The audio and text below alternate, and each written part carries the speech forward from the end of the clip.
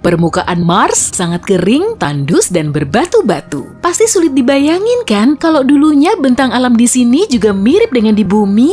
Malahan, ilmuwan juga meyakini kalau jutaan tahun lalu si planet merah pernah diselimuti lautan luas. Pada awal tahun 2021, NASA telah mengirimkan rover luar angkasa tercanggihnya menuju Mars. Misinya untuk mencari tanda-tanda kehidupan mikroba yang bisa dijadikan sebagai petunjuk masa lalu planet ini. Wahana luar angkasanya bernama Perseverance atau disingkat PERSI. Saat pertama kali mendarat, PERSI langsung nyetak rekor wah sepanjang sejarah. Rover ini mendarat dengan navigasi otomatis, kamera yang terpasang di atasnya bisa melacak permukaan Mars dan mencari tempat pendaratan yang ideal. Dengan begini, para ilmuwan bisa menerapkan opsi pendaratan yang paling sesuai saat meluncurkan misinya menuju Mars. Saat ini, PERSI tengah menjelajahi planet merah dengan bantuan sistem navigasi otomatis terupdate dan tercanggih. Sebagian besarnya difokuskan untuk menganalisis formasi batuan.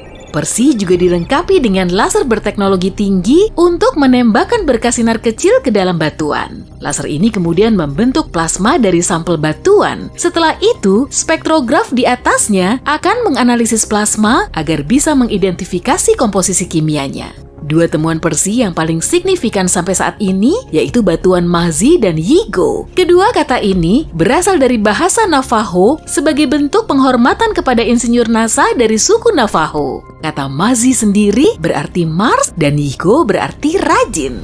Kedua batu ini termasuk batuan beku karena komposisinya hampir sama dengan garam. Jadi sederhananya, batuan beku ini terbentuk oleh letusan gunung berapi. Wujudnya juga nunjukin kalau Mahzi dan Yigo telah terbentuk di lingkungan berair. Jadi bisa dipastiin kalau Mars memang pernah dipenuhi air.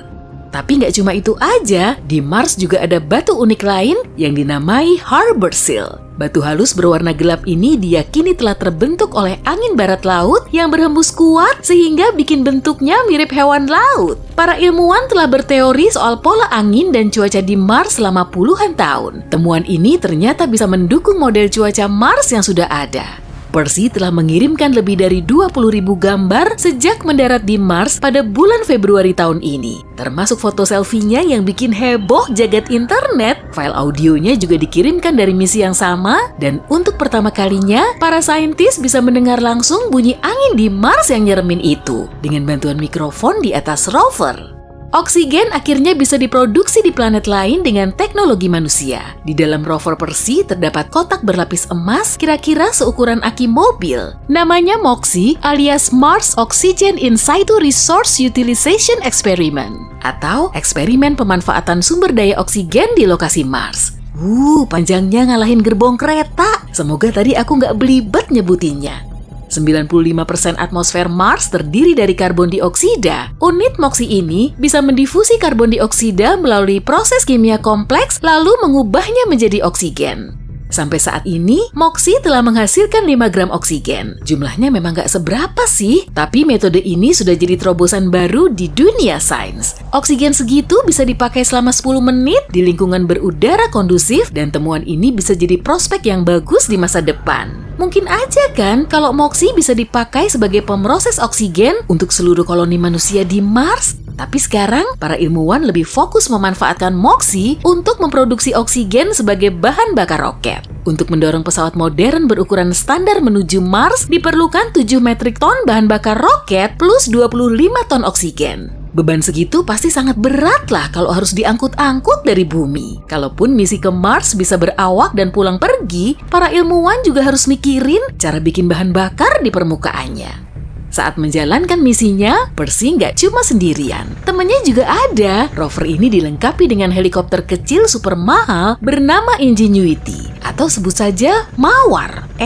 Bukan. Yang bener, Genie. Untuk bikin helikopter mini ini, NASA telah menggelontorkan dana sebanyak 1,14 triliun rupiah. Tapi emang worth it sih, karena Genie berhasil menorehkan sejarah dengan terbang ke planet lain memakai tenaga drone. Sebuah pencapaian besar kan? Para pembuatnya telah bersusah payah mendesain helikopter super mini ini agar bisa diangkut ke rover antar planet dan terbang ke planet lain.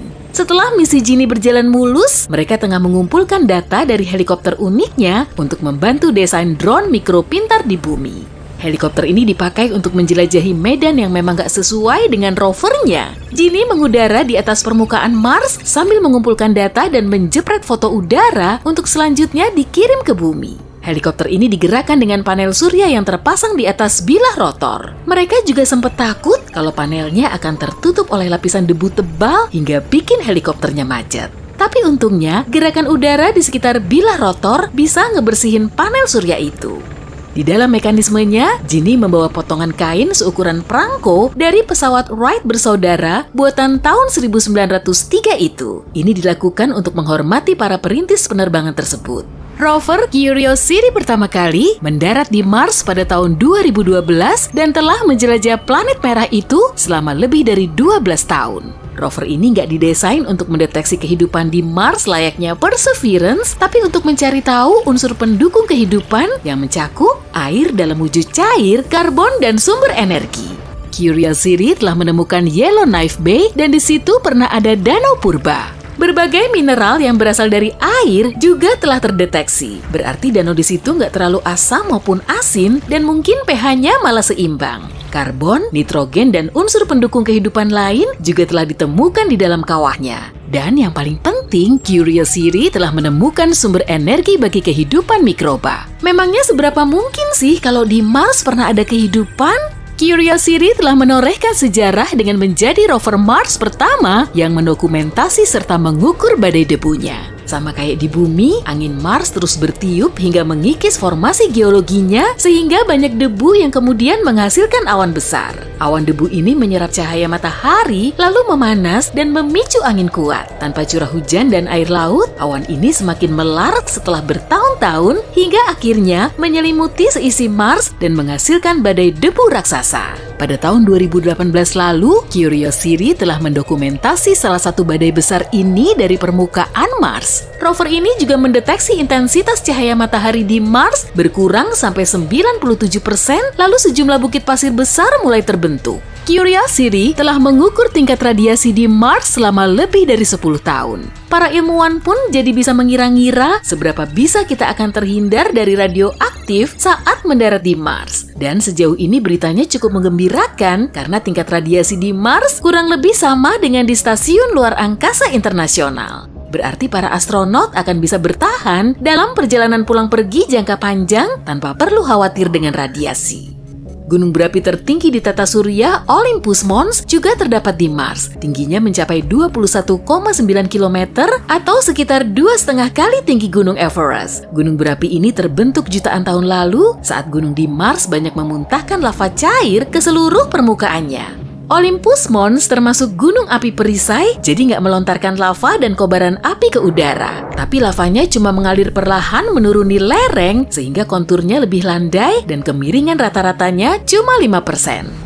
Meski umurnya sudah jutaan tahun, Olympus Mons terbilang masih relatif muda. Makanya ilmuwan meyakini gunung ini masih berpotensi aktif dan bisa meletus sewaktu-waktu. Selain mengamati kondisi geologi di permukaan Mars, Curiosity juga mencatat kondisi langitnya.